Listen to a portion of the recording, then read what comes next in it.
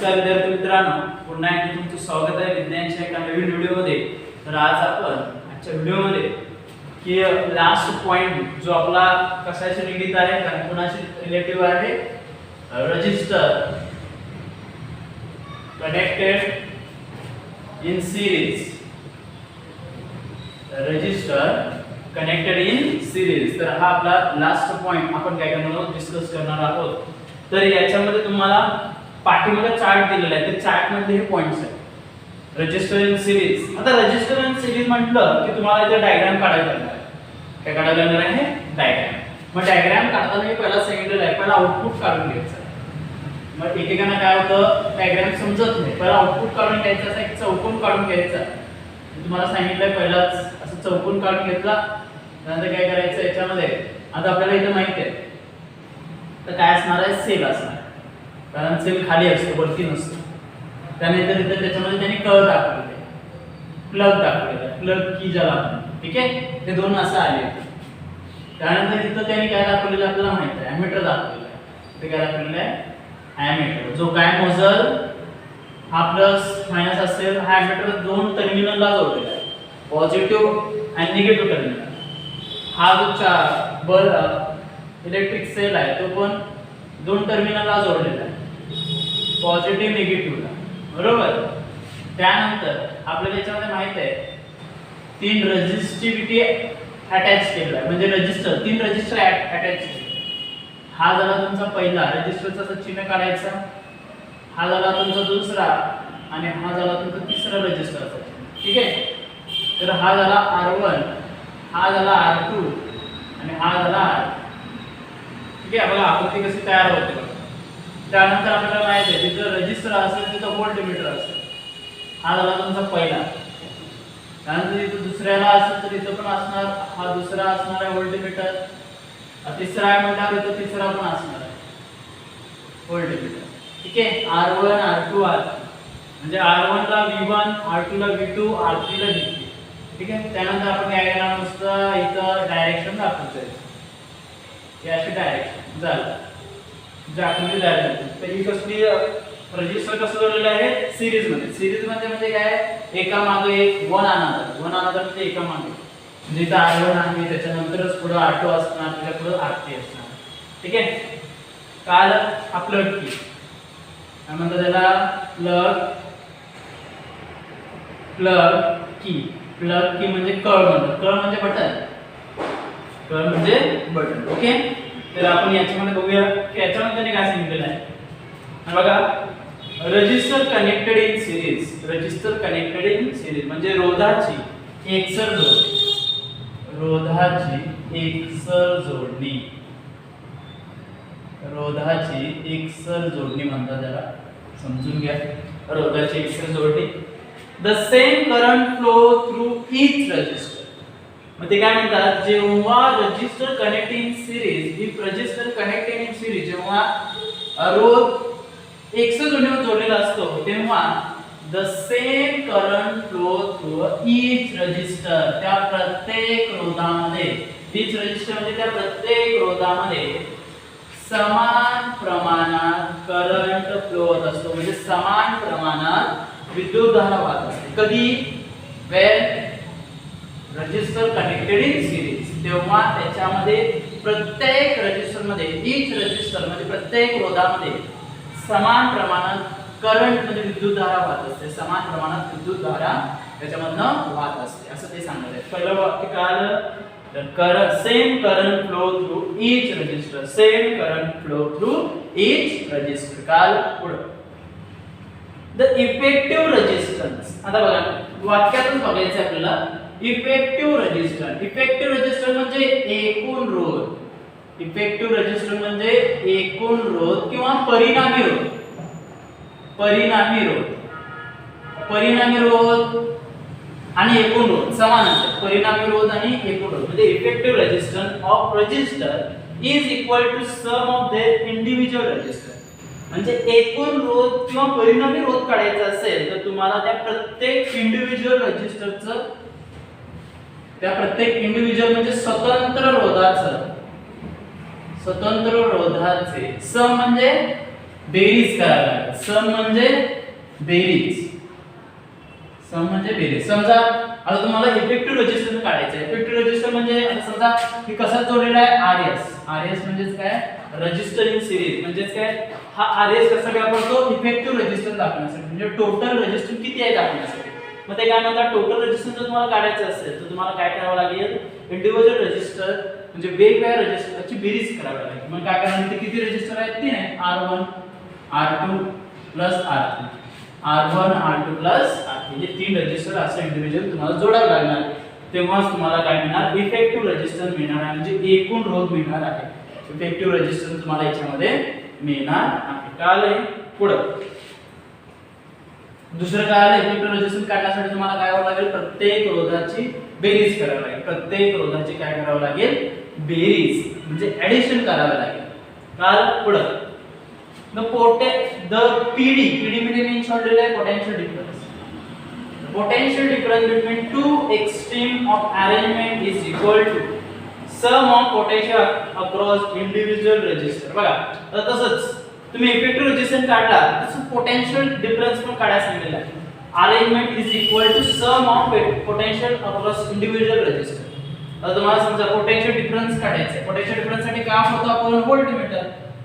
Potential difference साठी काय काढतो आपण व्होल्टमीटर वापरतो.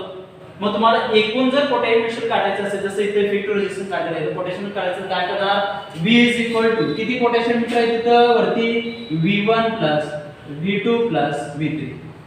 मग असं जोडावं लागेल तुम्हाला व्होल्टमीटर असं जोडावं लागेल म्हणजे equal sum of PD across individual register. म्हणजे पीडी काढण्यासाठी आपण व्होल्टमीटर वापरतो. मग तुम्हाला सगळं जर पोटेन्शियल काढायचं असेल पोटेन्शियल डिफरन्स काढायचं असेल एकूण पोटेन्शियल डिफरन्स काढायचं असेल प्रत्येक पोटेन्शियल डिफरन्सची बेरीज करावी लागेल. प्रत्येक पोटेन्शियल डिफरन्सची बेरीज करावी लागेल म्हणजे V is equal to V म्हणजे एकूण विभवांतर म्हणजे पोटेन्शियल डिफरन्स काढायचं असेल तर तुम्हाला V1 V2 V3 करावे लागेल. बरोबर V1 V2 V3 करावं लागणार आहे. काल आहे 3 पोटेन्शियल डिफरन्स काढायचं असेल तर याची ऍडिशन करायची. रेजिस्टन्स काढायचं असेल तर याची ऍडिशन करायची. बघा रेजिस्टन्स काढताना काय करणार एकूण आता हा RS म्हणजे काय resistor in series R1 R2 R3 हे 3 आपण असं धरतो. बरोबर हे 3 अशी आपल्याकडे आपण धरतो. ठीक आहे. मग त्यानंतर काय सांगितलेलं आहे पोटेन्शियल डिफरन्स काढायचं. मग पोटेन्शियल डिफरन्स काढण्यासाठी काय वापरतो आपण व्होल्टमीटर. मग व्होल्टमीटर एकूण व्होल्टमीटर जर काढायचं असेल एकूण पोटेन्शियल जर काढायचं असेल तर काय करणार तुम्ही V1 V2 आणि V3 करणार. याची ऍडिशन केला तर तुम्हाला सम ऑफ पोटेन्शियल डिफरन्स मिळतो. सम म्हणजे काय त्या प्रत्येक पोटेन्शियलची काय मिळते बेरीज मिळते. ते एकूण पोटेन्शियल डिफरन्सची बेरीज मिळते. ठीक आहे. This effective resistance is larger than each individual resistance. म्हणजे इफेक्टिव्ह रेजिस्टन्स म्हणजे जो परिणामी म्हणजे एकूण जो तुम्ही रोध काढला तो काय असतो इंडिव्हिज्युअल रेजिस्टन्स पेक्षा जास्त असतो. इंडिव्हिज्युअल रेजिस्टन्स पेक्षा जास्त असतो. इंडिव्हिज्युअल रेजिस्टन्स पेक्षा जास्त असतो. म्हणजे आपल्याला माहिती आहे आता हे वेगवेगळं जर केलं आपण R1 वेगळं घेतलं R2 वेगळं घेतलं त्यांची ऍडिशन केली नाही यांची बेरीज केली नाही तर ती कमी असणार ना व्हॅल्यू. ती व्हॅल्यू कशी असणार आहे कमी असणार. आता मी तुम्हाला सांगितलं की R1 फक्त 20 च आहे. R1 काय 20 च आहे म्हटलं म्हणजे व्हॅल्यू मोठी आहे का नाहीतर मी असं म्हटलं आता आपल्याला इफेक्टिव्ह रेजिस्टन्स जर काढायचं झालं म्हणजे RS म्हणजे म्हटलं R1 20 आहे.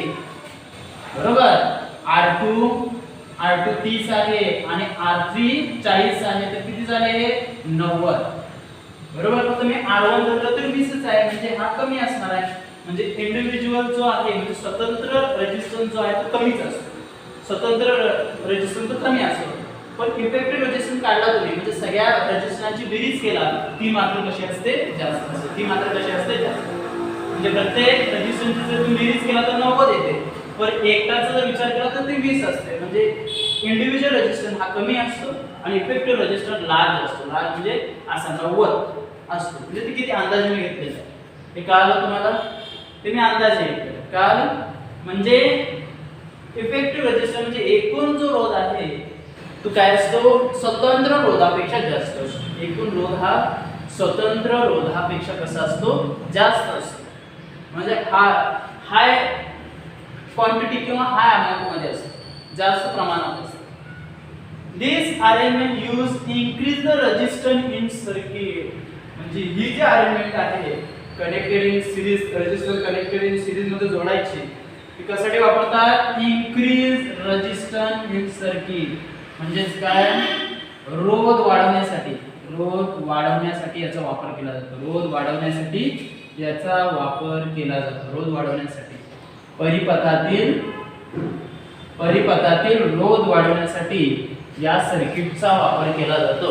परिपथातील रोध वाढवण्यासाठी या सर्किटचा वापर केला जातो. काल परीक्षेला विचारते why register connected in series का वापरतात, म्हणजे रोध 102 मध्ये का जोडतात असं जर विचारलं तर मी काय सांगणार?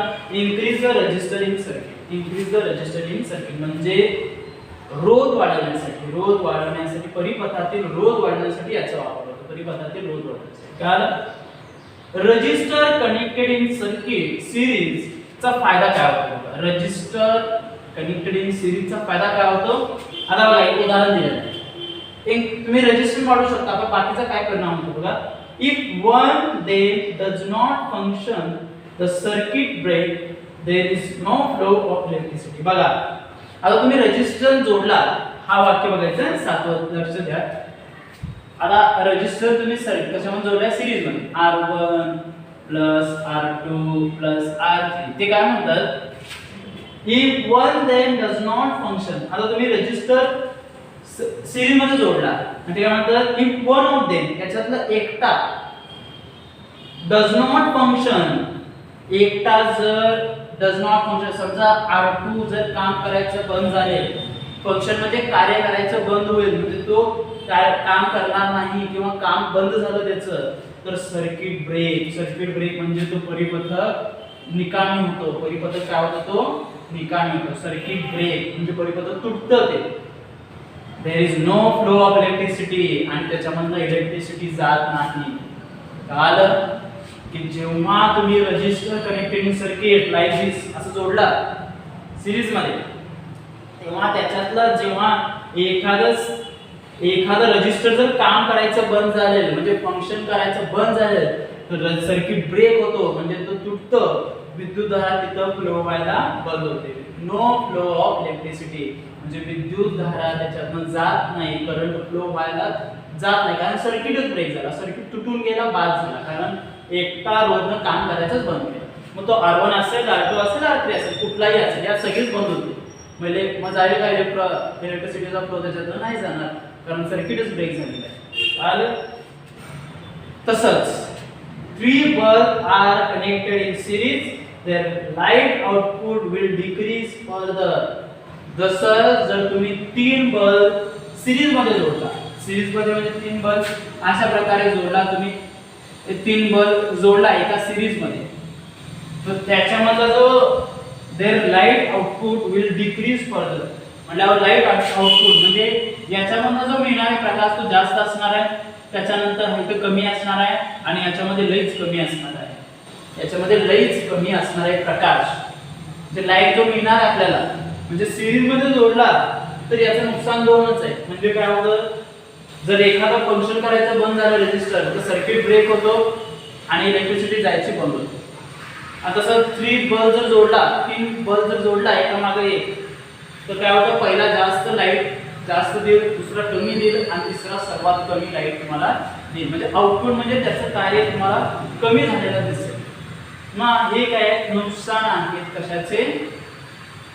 Resistor connected in series. म्हणजे तुम्ही जर रोधाची एक्सर जोडणी जर केला तर याचा हा काय दुष्परिणाम होतो. म्हणजेच काय, ही जी जोडणी ही अरेंजमेंट इन्क्रीज द रेजिस्टर म्हणजे रोध वाढवला तर विद्युतधारा जात नाही, आपण शिकलेलो आहोत. म्हणजे विरोधच केलाय तुम्ही त्या रेजिस्टरला, त्या इलेक्ट्रिसिटीला विरोध केला म्हटल्यावर एखादं कार्य करायचं बंद होईल, इलेक्ट्रिसिटी फ्लो पुढे जाणार नाही, किंवा काय होईल? बल्ब लागणार नाही. ते सिरीज मध्ये किती तुम्ही जोडला तर ते बल्ब पण काय होणार नाही? लागणार नाही. काल तर आजचा व्हिडिओ मध्ये होते एवढंच. ठीक आहे, 8च मध्ये होते कारण छोटा पॉइंट आहे हा. काल लास्ट पॉइंट आपण डिस्कस केलेला आहे कशावर? Register connected in series. Register connected in series. काल रजिस्टर म्हणजे रोध, कनेक्टेड इन सिरीज म्हणजे काय, एकसर जोडणी. इफेक्टिव्ह करंट काय, रेजिस्टन्स काय होतं तुम्हाला, एकूण रोध किंवा परिणामी रोध, एकूण रोध किंवा परिणामी रोध. इंडिव्हिज्युअल म्हणजे स्वतंत्र, इंडिव्हिज्युअल रेजिस्टन्स म्हणजे स्वतंत्र रोध. पीडी म्हणजे पोटेन्शियल डिफरन्स तुम्हाला माहिती आहे, विभवांतर. त्यानंतर इफेक्टिव्ह रेजिस्टन्स पुन्हा आलं. इंडिव्हिज्युअल म्हणजे स्वतंत्र आहे. इन्क्रीज म्हणजे रोध वाढतं. सिरीज मध्ये एक्सर जोडीने जोडला. नॉट फंक्शन म्हणल्यावर ते कार्य करायचं बंद होतं. सर्किट ब्रेक म्हणजे तो पूर्णपणे परिपथ कार्य करण्याचं बंद होतं. रोध जर बंद झाला, रेजिस्टन्स बंद झाला तर सर्किट पण ब्रेक होतो, तो पण कार्य करायचं बंद होतो. काम करायचं बंद झालं तर इलेक्ट्रिसिटी त्यातनं फ्लो होत नाही. आणि जरी तुम्ही त्याला 3 बल्ब जोडला तर त्याचा आउटपुट जो आहे तो कमी कमी होत जातो. पहिला जास्त लागेल, दुसरा कमी होईल, तिसरा लेस कमी दिसेल.